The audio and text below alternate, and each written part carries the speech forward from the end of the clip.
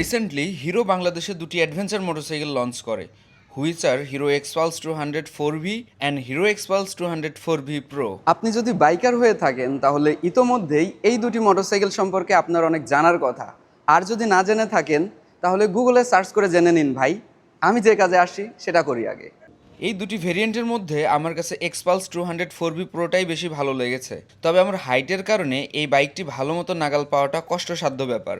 অবশ্য হাইওয়ে রাইডে এই বাইকটা নিয়ে তেমন প্যারা খেতে হবে না, তবে হিল রাইড কিংবা এক্সট্রিম অফরোড করতে গেলে শুধুমাত্র হাইটের কারণে আমার খবর হয়ে যাবে। সিট হাইট 890 মিলিমিটার হওয়ার কারণে যাদের হাইট 5 ফিট 8-এর উপরে তারা এই বাইকটি ইজিলি রাইড করতে পারবেন। প্রো এর থেকে স্ট্যান্ডার্ডের সিট হাইট 65 মিলিমিটার ছোট হওয়ায় আমার মতো হাইটের ভাই ব্রাদাররাও খুব ইজিলি এই বাইকটি দিয়ে যেমন খুশি তেমন চালাও মোডে রাইড করতে পারবেন। ও মোডের কথা বলতে মনে পড়ে গেল, এক্সপালসের দুইটি ভেরিয়েন্টেই 3টি করে রাইডিং মোড রয়েছে, রোড, অফরোড এবং র্যালি। চালানোর ধরন অনুযায়ী বিভিন্ন মোডে রাইড করতে পারবেন। স্ট্রাগল করতে হচ্ছে আমাকে এটার নাগাল পেতে, বাট তবুও আমি মনে করি হাইওয়ে রাইডে এই জিনিসটা আপনাকে ডিসঅ্যাপয়েন্ট করবে না।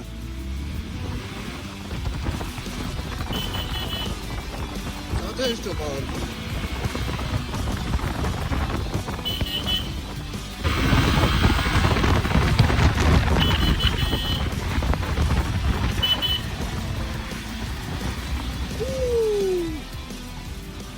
জোস।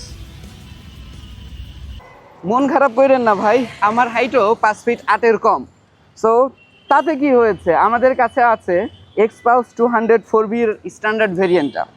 এটার সিট হাইট কিছুটা কম হয়, যারা 5 ফিট 8-এরও কম আছেন তারাও এটা খুব ইজিলি রাইড করতে পারবেন। এটা একটু টান দিয়ে দেখি এটার ফার্স্ট ইমপ্রেশনটা কেমন থাকে আমার জন্য।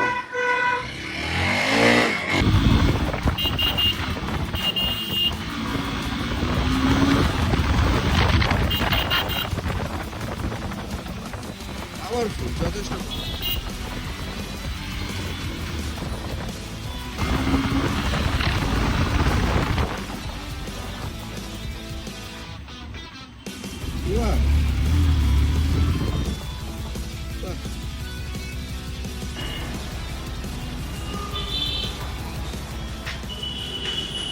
টেস্ট রাইডের পর আমি একটা কথাই বলবো যে ভাই, দয়া করে এই অ্যাডভেঞ্চার মেশিনটা না চালিয়ে এটা সম্পর্কে আজে বাজে মন্তব্য কইরেন না।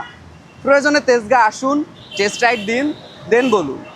অবশ্যই একটা বাইক দীর্ঘদিন ধরে না চালালে সেটার ভালো এবং খারাপ দিক বলার কোনো সুযোগ থাকে না, আর সেজন্য আমিও মাতব্বরি করে কিছু বলতে যাচ্ছি না। তবে আমার মনে হয় এই বাইকটা নিয়ে যদি আমি পাহাড়ে রাইড কিংবা এক্সট্রিম অফরোড করতে পারতাম তাহলে এর আসল